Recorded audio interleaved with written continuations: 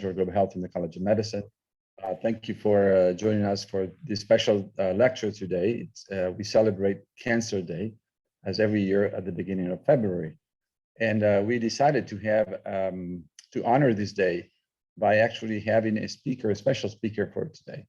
And I will spend a few words on him before I want to take a couple of minutes to inform everybody about next month, actually lecture. The colloquium that all the College of Medicine and other partners on campus organize. For next month, we have a special speaker as well, and he's going to be Dr. Leonardo Cubillos, who is the director of the Center for Global Mental Health Research at the National Institute of Mental Health.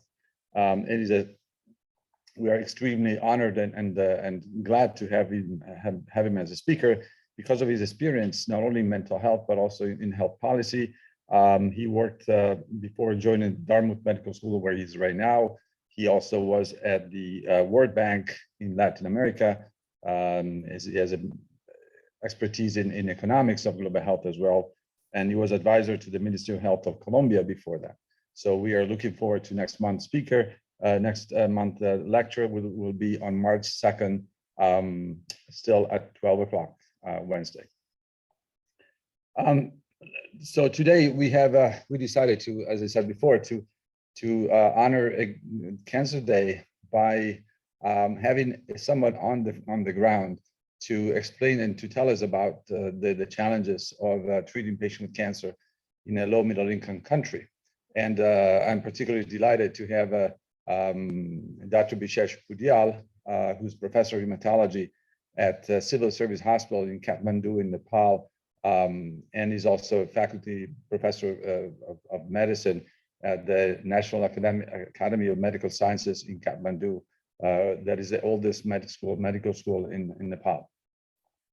So the relationship with Dr. Poudyal is 10 years long, and you will hear from his talk about the challenges that actually allowed us to develop together some work in building, in treating patients with blood cancer.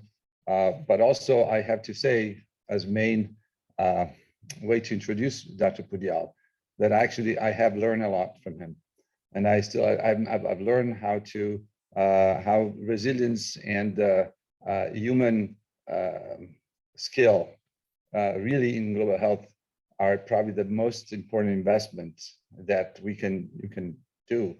And he's the proof of how basically by himself has been able to build a program and a fellowship program, as well as a bone marrow transplant program in a public hospital with little money and little revenues, and a very impactful work. I think that there are lessons to be learned in treating cancer in low-income countries, and I think that some of those lessons are very effective also in here. So we could learn more things that we can apply to our own practice in the United States. So because of actually Dr. Poudyal should be connected with us. It's midnight at his in Kathmandu, but he was kind enough to be available. But we asked him to record his lecture just in case the internet would have not been so nice to us. So I will start the video that actually he sent, and I look forward to having questions afterwards via the chat. So please use the chat, and we'll talk to Dr. Poudyal. I hope technical things will not. Let's see.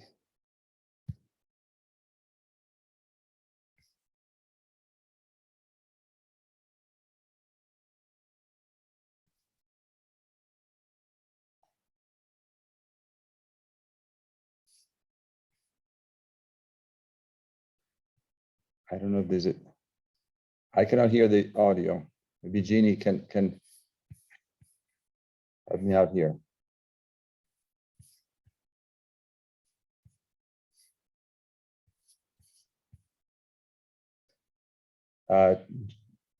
Jeannie, can you let me know if the audio is working?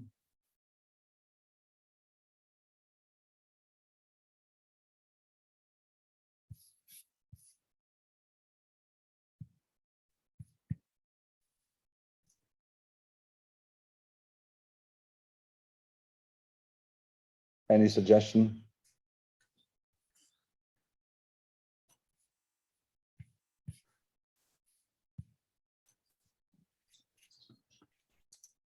I don't know.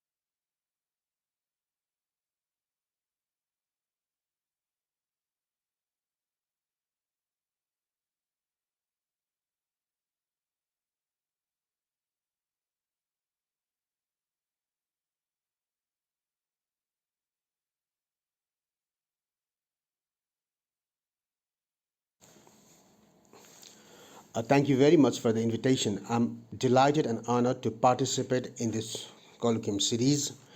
I'm Bishesh Poudyal. I'm a clinical hematologist and a bone marrow transplant physician, and I work in Civil Service Hospital, Kathmandu, Nepal. In the coming 30 to 40 minutes, I'll be discussing about challenges in blood cancer treatment in Nepal. Let me start with the country introduction first. Nepal is a tiny country. Your work can feel much smoother with Monday.com WorkOS.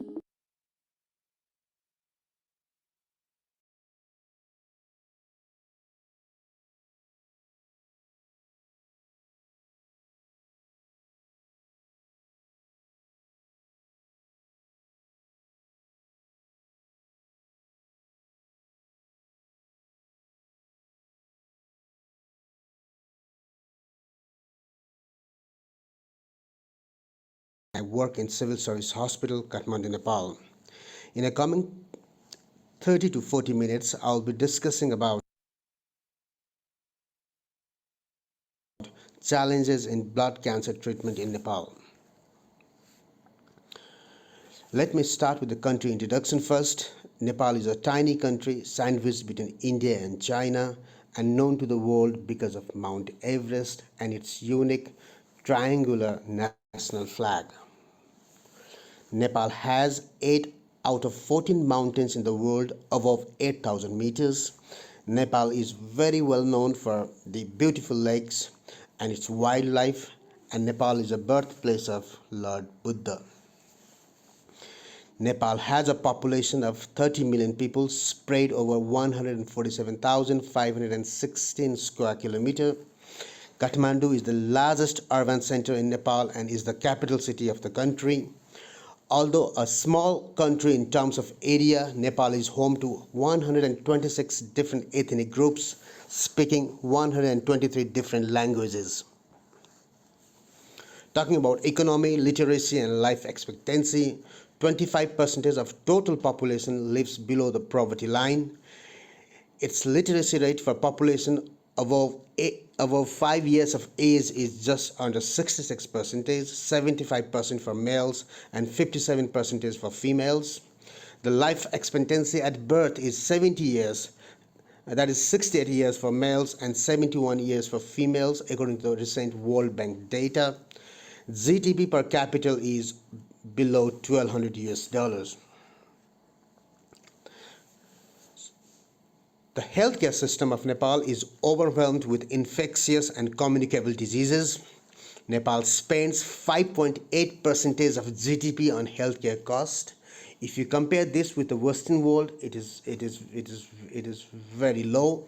But if you compare it with the neighboring countries, it's not that bad either. Although the health insurance program has been introduced in Nepal a long time back, the national coverage is very low. Therefore, patients are bound to pay the healthcare expenses from their pocket. It is estimated that there are 50,000 to 70,000 new incident cases of cancer per year. Cancer stands as the third most common cause of non-communicable disease death in Nepal, accounting for 9% of total death. Lung, cervical, breast, stomach, and colorectal cancers are the top 5 cancers according to Global Oncology 2020 data. This is a recently published data of trend of cancer incidence, mortality, and disability adjusted life years in a cancer patient, and as seen in this slide, the incidence mortality and the incidence and mortality of cancer patients is increasing every year.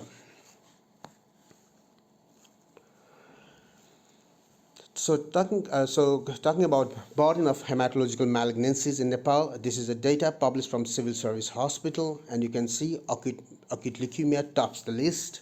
The acute leukemia is followed by essential thrombocythemia, polycythemia vera, chronic myeloid leukemia, multiple myeloma, lymphoproliferative disorders, myelodysplastic syndrome, non-Hodgkin's lymphoma, amyloidosis, and Hodgkin's lymphoma.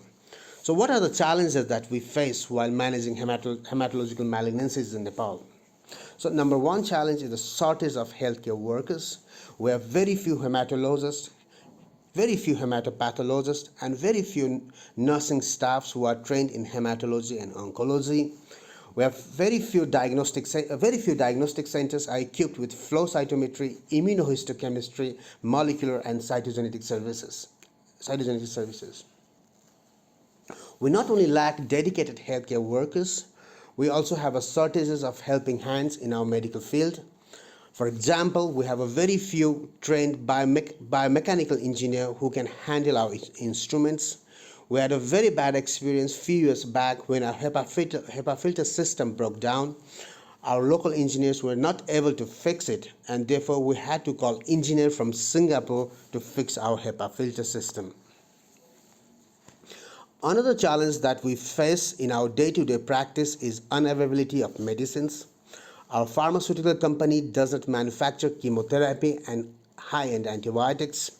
All chemotherapy and most of the antibiotics are imported from India. At times, there are shortages of chemotherapy because of strike, political instability, and various disputes in the border areas. Shortages of blood product is another challenge. This is because we have a very small donor pool or donor percentage. As per international standards, blood donor population must be 1 to 3% of country's total population to meet the demand of blood supply. In our case, it's only 0.5%, and therefore we have a frequent shortages of blood products for our patients. Another challenge is the lack of cancer centers. Most of our treatment centers are located in big cities. Therefore, people are bound to travel a long distance to visit cancer centers. Because they need to travel to different cities, they must rent a place to stay during the treatment, which adds cost. And on top of that, low health literacy and favor of alternative medicine and traditional healers leads to delay in diagnosis and results in poor outcome in our patient. Antibiotic resistance is a major problem in this part of the world, and this is primarily because of lack of antibiotic stewardship.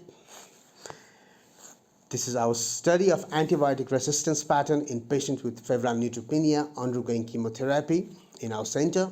And our study shows the high incidence of multi-drug resistance and extended drug resistance in our study population. In our study, 66.7% of total gram-negative bacteria were multi-drug resistance.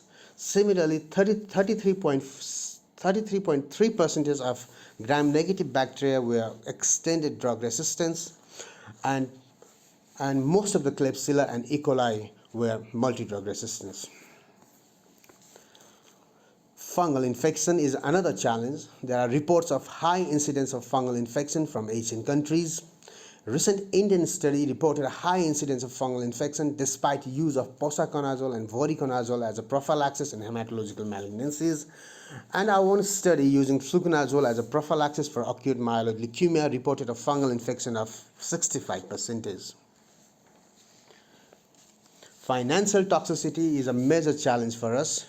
This study was carried out in our center to define financial toxicity in acute leukemia patients. We used 3 parameters to define financial toxicity. Number 1 parameter was asking for the charity from public, and this was present in 94% of our patients. Number 2 was borrowing loans with interest from friends and family, which was present in 88% of our patients. And number 3 was the selling of property, and which was present in 87% of our patients. If 2 out of 3 parameters were present, we defined it as a severe financial toxicity, and it was present in 96% of our patients. Similarly, if all parameters were present, it was defined as extreme financial toxicity, and it was present in 73% of our patients. This survey describes the gravity of financial toxicity in our patient, and this is not a good sign at all. Diagnosis of hematological malignancies and out-of-pocket expenditure for treatment puts patient in lots of stress. We did this study on our patient using NCCN distress score, and to our surprise, 100% of our patients had experienced some form of distress. There are challenges, but that doesn't mean that you have to give up your aim or give up your hope.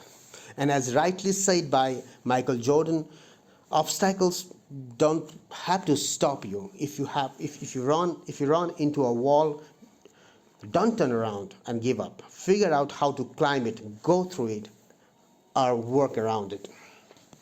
So, despite these challenges, we are moving ahead with a determination to improve the outcomes of our patient. And one should thank Civil Service Hospital for its contribution for the development of hematology service in the country. Civil Service Hospital is the only center to have a comprehensive hematology and bone marrow transplant facility at present. Civil Service Hospital is the only center to run 3 years fellowship program in clinical hematology and bone marrow transplant. And now Civil Service Hospital is regarded as a tertiary level center for blood-related disorders. And things are improving. As you can see from this slide, on the left is a publication from Pediatric Hospital in 2014. They reported the outcome of pediatric patients treated in their center, and in conclusion they wrote their 5-year complete remission rate was 28.3%. On the right is a data from Civil Service Hospital, unpublished but awaiting a publication. This is a data of pediatric and adolescent ALL patient, and you can see that 5-year survival is above 85% for these patients. Similarly, things have improved for acute promyelocytic leukemia. In the past, patients were dying because of lack of treatment and diagnostic facility, but now 5-year survival of a patient treated in Civil Service Hospital has reached above 90%. So these were possible because of improved level of care and improved supportive care. So how to overcome the challenges? So I strongly believe by doing research or studies that can address our local problem can help us in many ways to overcome our challenges. For example, until recently, only 3 antifungal agents were available for treatment of fungal infection in Nepal. It was plain amphotericin, liposomal amphotericin, and injection voriconazole. Liposomal amphotericin and voriconazole were very expensive, and that's why we were left with no other option than to use plain amphotericin for our patients. Plain amphotericin is known for numerous toxicities like chills, fevers, rigors, acute kidney injuries, and many other adverse events. Therefore, we decided to make our own liposomal amphotericin by mixing a plain amphotericin with intralipid. Intralipid is a lipid that is used in total parenteral nutrition, and to our surprise, it worked. It reduced the infusional toxicity when you compare it with the plain amphotericin, and on top of that, it decreased the incidence of fungal infection and reduced the mortality of the patient. So you can see here in a fluconazole arm, the fungal infection was the rate of fungal infection was 65%. So in our amphotericin arm, with our lipid with plus amphotericin arm, we can see it has decreased to 21.8%. And you look at the mortality in lipid amphotericin arm is 0, but the mortality while using fluconazole as a prophylaxis in AML patient was up to 15%. And this slide shows the 20 days cost of our own lipid amphotericin, and you can see it is very cheap compared to a liposomal amphotericin and voriconazole. Another way to overcome our challenge is not by copy pasting, is by not copy pasting and blindly following foreign guidelines and treatment protocol, and we have learned this from our aplastic anemia patients. We all know that ATZ plus cyclosporine is a treatment option for severe aplastic anemia patients who are not eligible for bone marrow transplant. And if you follow the Western literature, the response rate of ATZ plus cyclosporine in both pediatric and adult population is above 70%. However, our studies showed a different result. In an adult population, the response rate was above 70%, which was comparable to the Western data, but in pediatric population, response rate was only 35%. This result was an eye-opening experience for us, and based on these results, we stopped prescribing ATZ plus cyclosporine to our pediatric patients and rather started to take them for haploidentical transplant if needed. So this is another example of research conducted to address the challenge of bacterial infection in febrile neutropenia patients. In this study, we tried to evaluate the availability of procalcitonin and CRP to predict bacteremia in patients with febrile neutropenia. We were interested in the study because the early detection of bacteremia could enable us to start or change antimicrobial agents. Published literatures are very much divided on the role of procalcitonin in febrile neutropenia, but in our study we were able to show that the procalcitonin is an effective biomarker to predict bacteremia in febrile neutropenia patients. Based on this study, we are conducting another study to look whether procalcitonin can predict the infection with MDR and XDR bugs. Our preliminary data shows if procalcitonin is above 30, chances of MDR and XDR isolation is very high. Our experience with hemophilia is another example of how publication in scientific journal can benefit patients in low-income countries. We all know that hemophilia is a very expensive disease, and therefore we have to rely on World Federation of Hemophilia for a donation of clotting factors for our patient. And for the last 20-25 years, World Federation of Hemophilia is donating us a huge number of clotting factors, and because of the generous donations of clotting factors, we started doing all sorts of complicated surgeries like craniotomy, arthroplasty, and excision of pseudotumors. We reported the outcome of our surgery in Hemophilia Journal, and the donor agencies were very happy with our results. And now they have started donating imicizumab or Hemlibra, a very highly effective medicine for hemophilia A. And now we have 65 hemophilia A patients receiving imicizumab as a prophylaxis. We are the only country after Sri Lanka in South Asia to put patients on imicizumab prophylaxis, and thanks to the donation. And I should really thank WFH for the donation and for having a strong faith on us.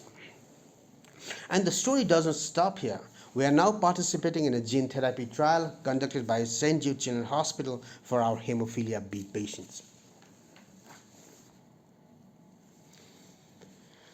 Exploring the cheaper and affordable option without compromising the efficacy of a drug is another way of tackling financial toxicity in a low-income country like Nepal. You can see in our first paper we compared efficacy of haloperidol and olanzapine in the control of chemotherapy-induced nausea and vomiting. Haloperidol was way cheaper than olanzapine when this study was designed. In our study, haloperidol was found to have comparable efficacy, and this helped us to reduce some portion of financial toxicity of our patient. In another paper, we discussed the value of using cheaper alternative medications, herbal medicines like ginger in chemotherapy-induced nausea and vomiting. Ginger is dirt cheap and can be used effectively to treat chemotherapy-induced emesis. And another way to improve a cancer care is through advocacy. In a low-income country like Nepal, low resources are allocated to the cancer treatment. And I think our publication will help government to understand the gravity of the problem and can play a pivotal role in the improvement of cancer care. So the more we publish, the more visibility, and the more strong our data, more easier for us to convince the government to bring effective cancer care policy in the country. So coming to a bone marrow transplant, we did our first bone marrow transplant in 2012, and we published that in British Journal of Hematology. But soon we realized that there were a lot of challenges. There were a number of challenges. The number one challenge was to win the trust of referring physician and the patients. We realized this was not possible until and unless we have an international collaboration which can help us to strengthen our transplant program. Luckily, we got connected with Dr. Damiano Rondelli from UIC, and to be very honest, he has helped us in many ways. He has mentored us, taught us, and strengthened our program. His frequent visits to Nepal has helped to foster our transplant program here in Nepal, and we are very grateful to him.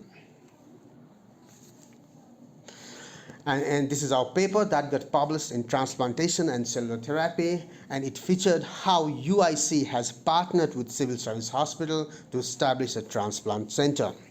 And these are our transplant outcomes, and if you compare that with the rest of the world, if you compare that with the high-income countries, our transplant results are very much comparable to the Western data.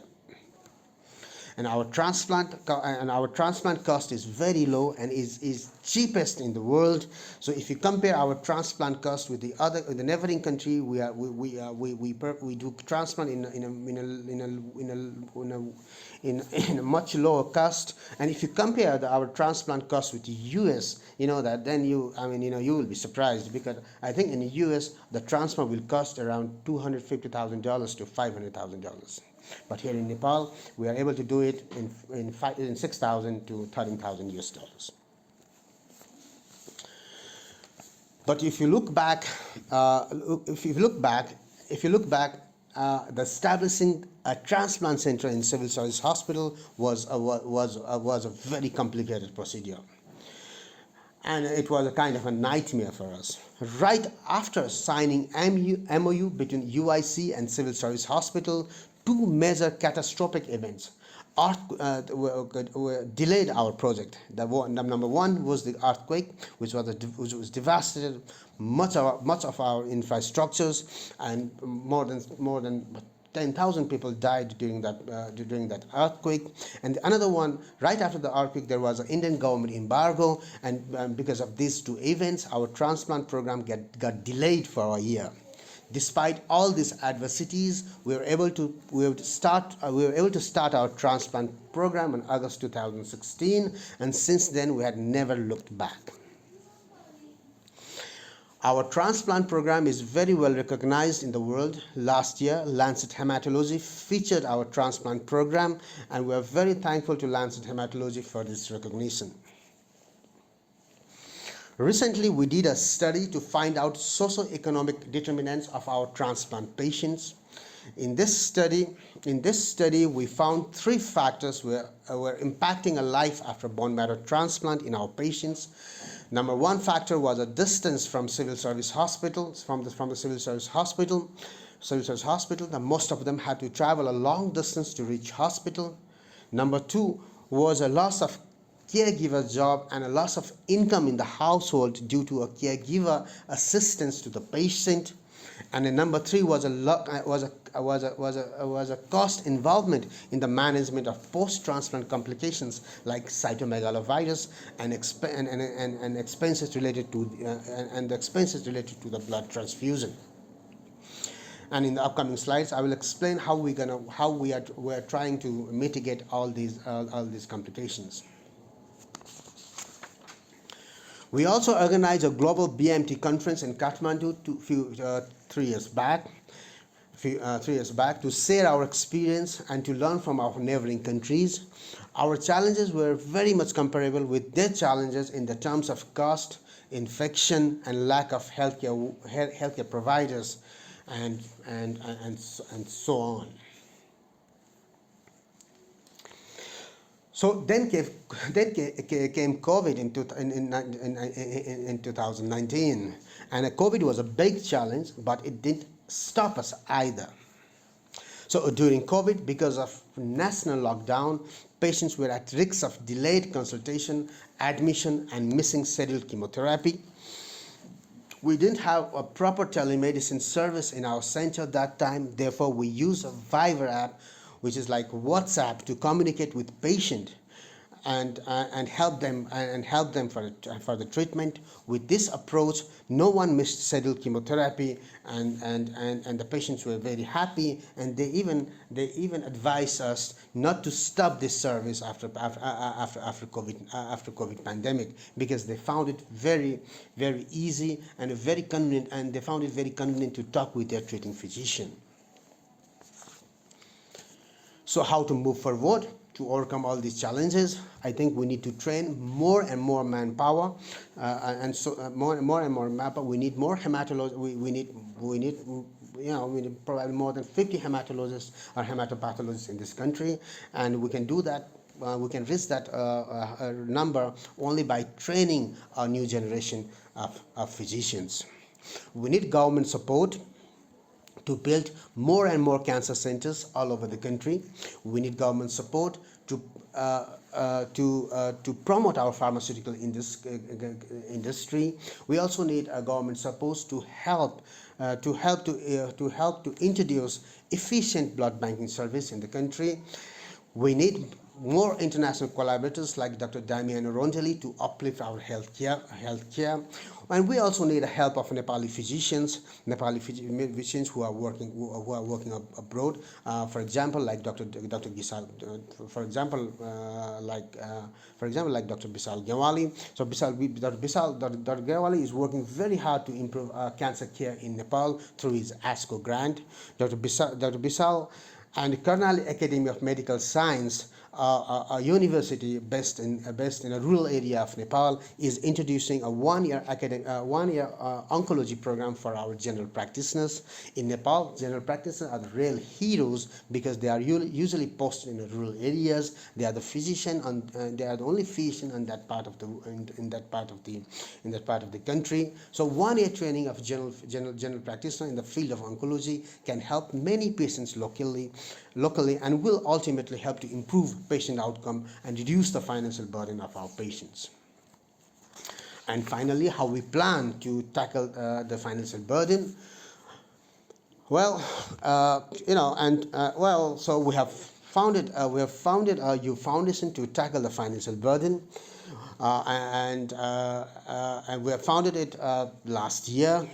U Foundation is a non-profit making organization, and it was basically a Dr. Damiano's idea. He was frustrated to see a patient paying huge amount of interest for the loans. At present, U Foundation is working with local bank and government to fund treatment expenses of acute leukemia patient, and we hope this modality will help many needy patients and no one will be deprived of treatment.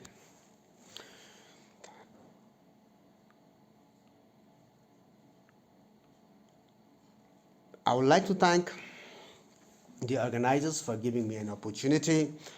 If you have any questions or queries, I'll be more than happy to answer it. Thank you. Thank you very much.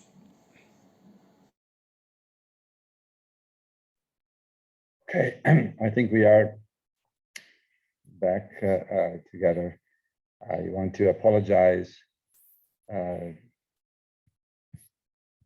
everybody. Hold on. Sorry. I think I have to stop this thing. I don't know how to do it. 1 second.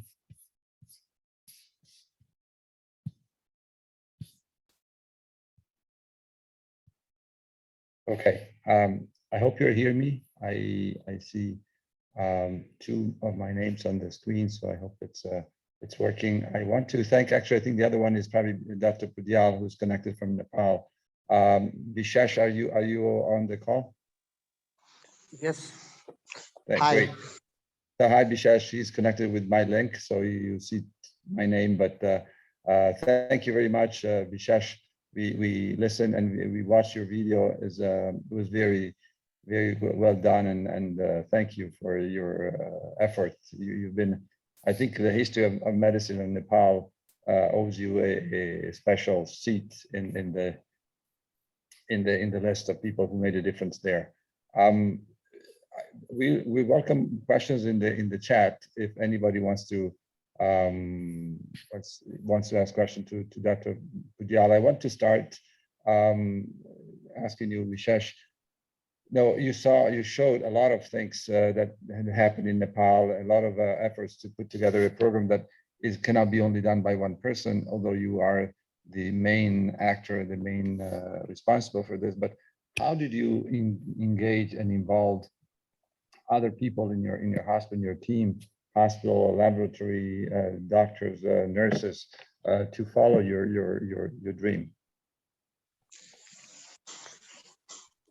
Well, so it was not easy in the beginning, but later on when we started seeing many patients, and then when they understood how patients are suffering, how the patients are going, how because of unavailability of the treatment, and when they saw patients traveling to India or to the neighboring country for the treatment, then all of them got they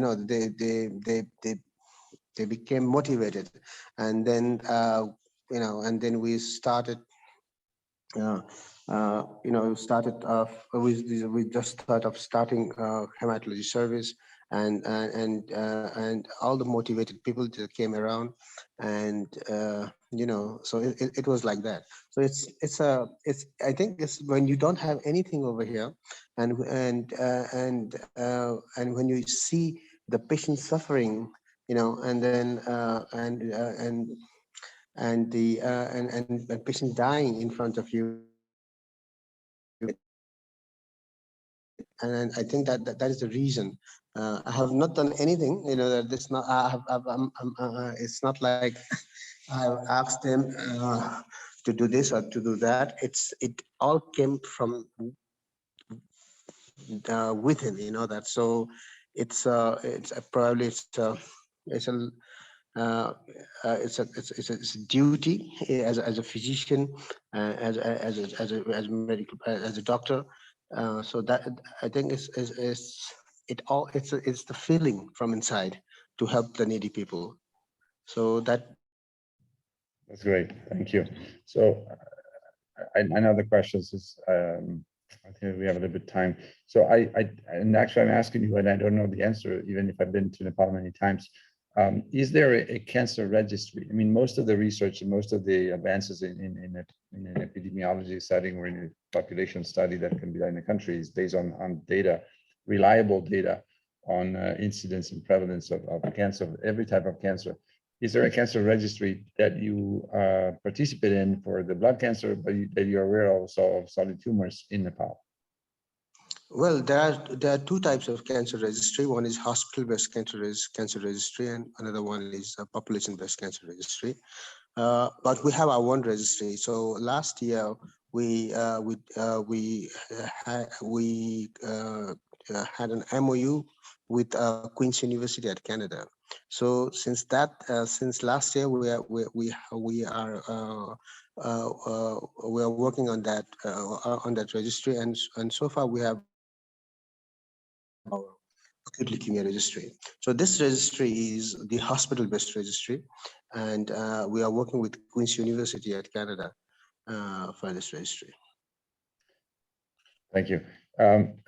Another question, since I don't see other questions in the chat, but in regards of oncology in general, what is the status of screening and prevention and early diagnosis as efforts in your hospital or that you are aware in Nepal?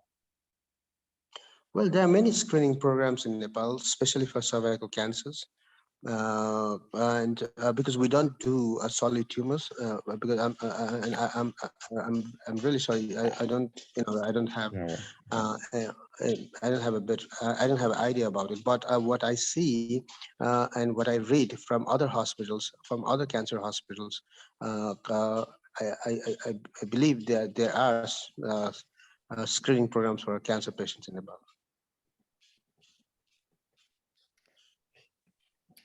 Okay. Is there any question in the audience? I know that there's still a lot of people on the call. Well, one of the questions I have, it's another question since I'm the one. So treating patient with like the patients you are treating with cancer in general, but also especially blood cancer, people on chemotherapy, requires the connection and the collaboration of multi-specialty doctors, like from pathology to pulmonary to cardiology to pediatrics to a lot of people that work together. Do you know any? What's the status in your hospital? Well, when we started, it was not that good, but now we are hiring more and more super specialty physicians. So we have neurologists and cardiologists and pulmonologists and nephrologists and critical care specialists. So so now we have different different specialties. But when we started, there were like we had only few. So now things are improving, and then now we have a good good team to take care of our patients.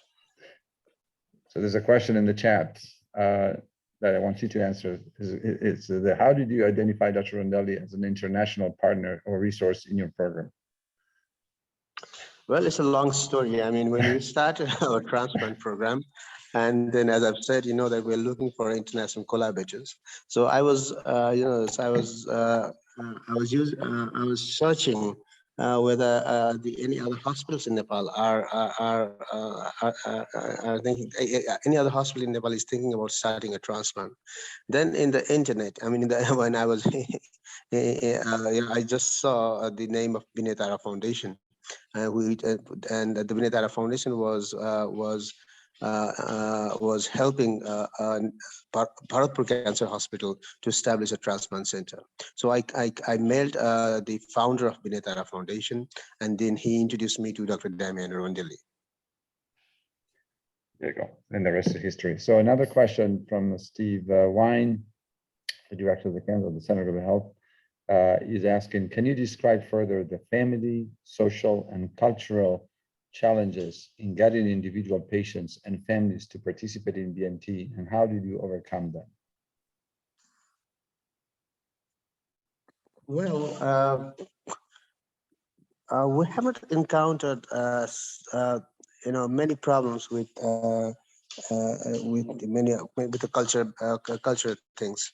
So for us, the main challenge, as I have said earlier, is the financial part. So when we talk to our patients and when you tell them that they need a bone marrow transplant, regardless of ethnicity or cultural background, that most of them they follow what we say, and they agree. And I mean, that they don't they usually are ready to, that to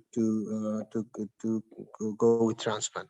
But the only problem here is the financial part, because of the financial thing, many patients know that they think twice whether this will go for a transplant or not. So culturally and the socially, there is no issues at all, because they adhere to a treatment plan and then they follow what the physician tell them.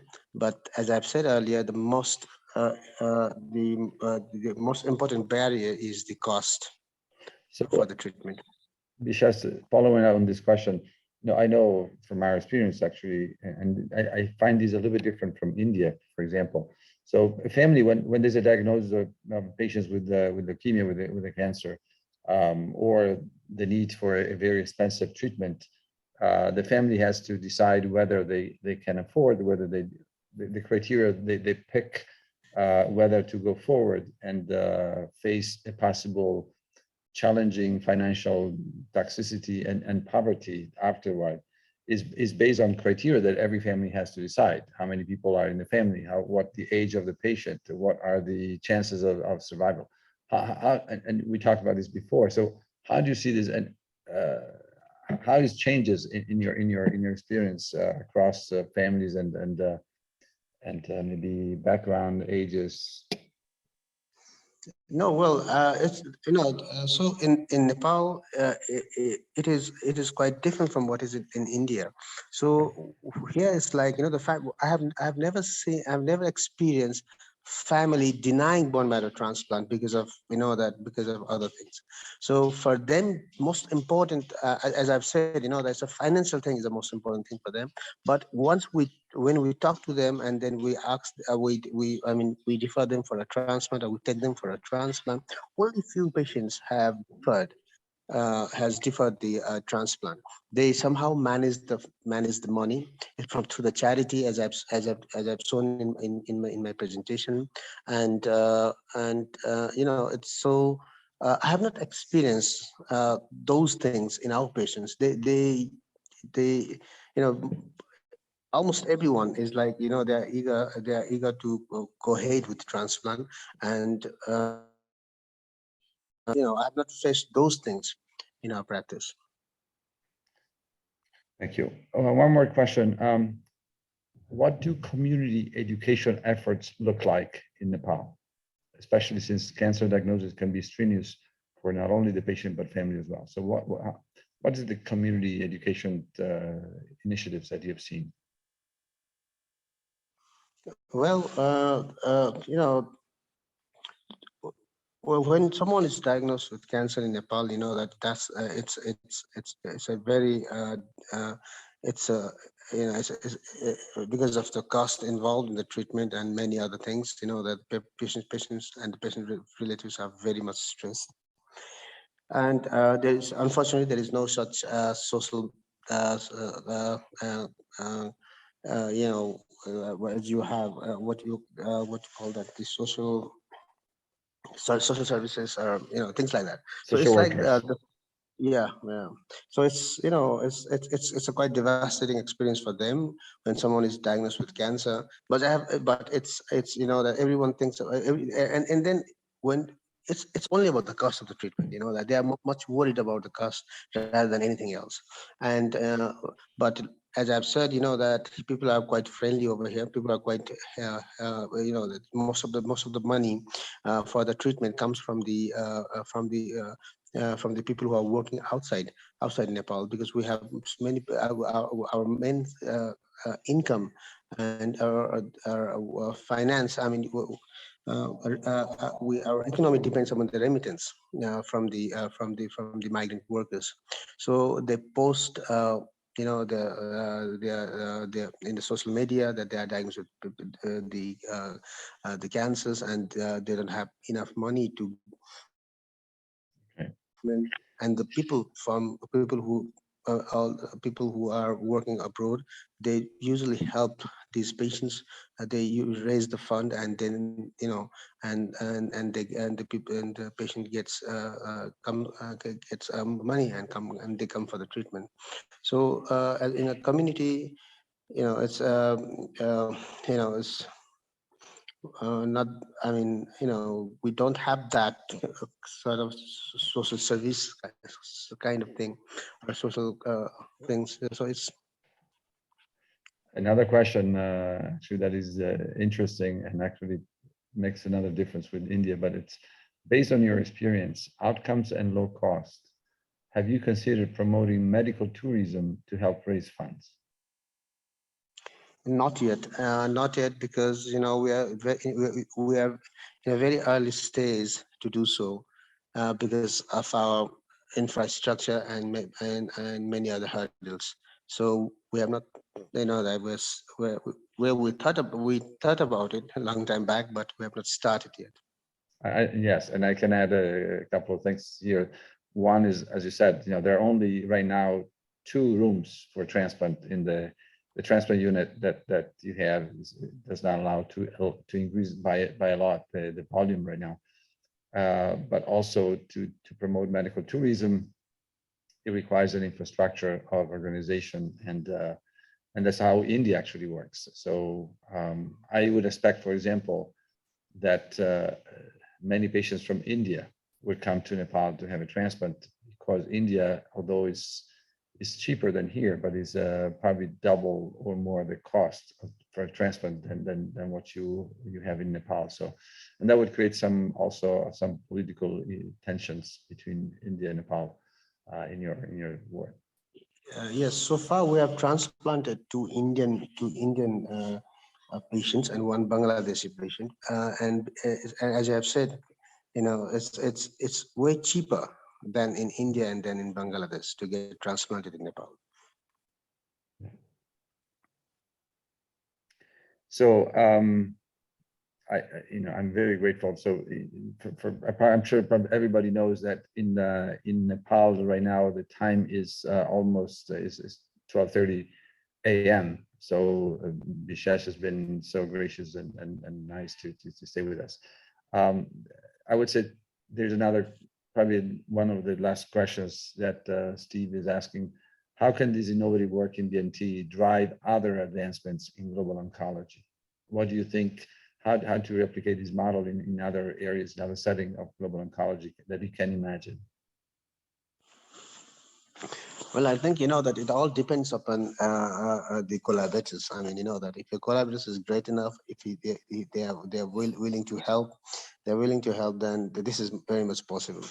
And believe me, I mean, that many other fields in medicine, in our hospital, they look to us, and that they come to us, and then they ask us many questions, like how can we how can we that how can we do the same thing that you are doing in Nepal, and how can you introduce us to international collaborators who can really help us to improve our healthcare system. So I think it's like it all depends upon the physician will in Nepal to improve the service, upon to whom you want. So if other people, if other physicians in Nepal can get can like we got from Dr. Damian Rondelli, I think that it's possible. So, as we said before, I mean, UIC has many of people that are happy and willing to collaborate with anybody in Nepal. And we had this conversation before. We're trying also to sign an MOU with the college, with the med school there.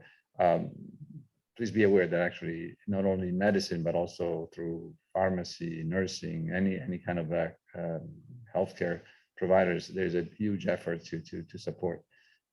So that's good. I want to also make a comment on this. So in my many years there, it's been always a priority for me, and I think I learned this here at UIC, so I give the credit to the whole, that the most important thing was not us, was not me, it was actually to make Nepal, to make you, to make the program there be in charge and be accountable and also get all the credit. And so it's all about, people engaging and taking responsibility, and with our support.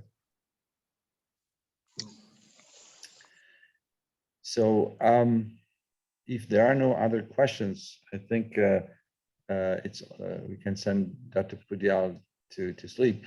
And I want to thank everybody who joined this lecture. I apologize for the technical things that I'm sure that were caused by me. But I'm happy that we overcame these things here. I want to remind again everybody about next month lecture with Dr. Leonardo Cubillos, Director of the Center for Global Mental Health Research at the National Institute of Mental Health. And I am very grateful to all of you who attended, who asked questions, and to any follow-up questions, please let me know. And thank you, everybody. Bye. Thank you, Damien. Bye, Bishesh. Bye. Good night. Bye. Good night. Bye.